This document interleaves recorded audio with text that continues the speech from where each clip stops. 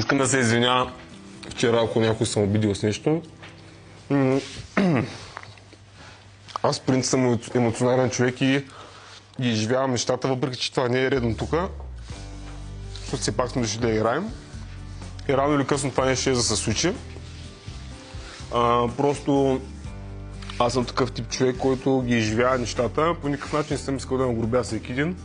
Аз бях човека, който видях с хамбургера, с мислите ми за всеки един, напълно реален, истински. Не съм перфектен, искам да се извиня на всички, включително на Марио, защото много често го обиждах и така нататък, което е мъжко от моя страна.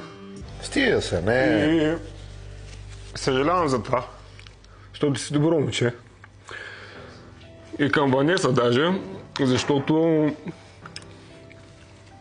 разбирам и нейната гледна точка на нещата и може би